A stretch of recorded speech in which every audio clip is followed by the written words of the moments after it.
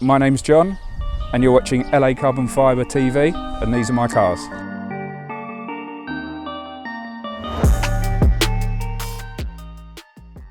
So this is my Lamborghini Huracan Performante.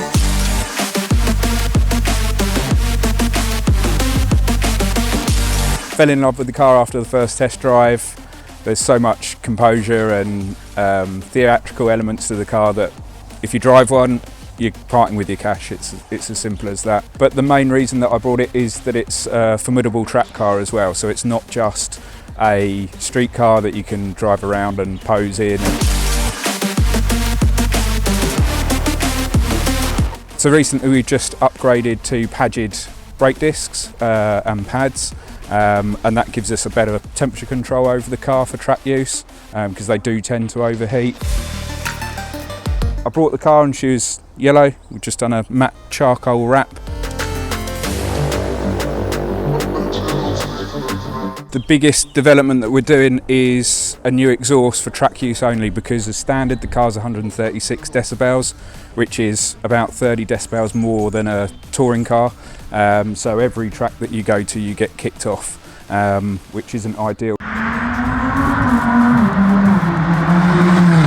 The new exhaust is still going to be as loud as the standard car, but it will give us the opportunity to dumb it down and make it a lot quieter, so we're not getting black flagged and kicked off of the tracks. I think styling wise with this car it's really difficult just to pick out one element that you sort of fall in love with.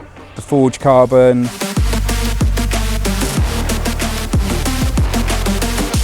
just the detail and the design elements that have gone into the car go on and on. So everything is built in a hexagonal way. And you start seeing hexagonals everywhere through the car. The silhouette of the car is hexagonal. The real difficulty I found when I was buying my new car, I had an F-Type SVR before and it did everything, it was good to drive.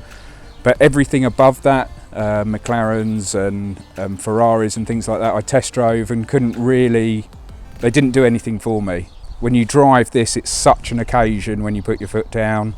It obviously gets a lot of attention, but that's a byproduct of it. But it's a very usable but entertaining car to own and drive. My first car was a Vauxhall Nova GTE with a 2-litre Calibre engine in it, so it wasn't a standard car.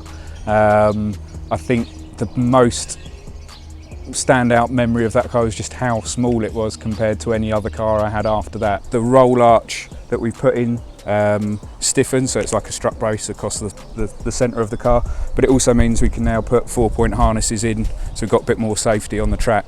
We've got the yellow detailing and stitching throughout the car. All of the pods and elements that would normally be plastic are forged carbon, which gives it a really nice feel. My background is racing. I've raced since I was 8. Cars, karts, driver position and the atmosphere that you get in the car and the feedback you get from it is outstanding in this car. Driving height is probably a little bit too much for me because it's built for Italians.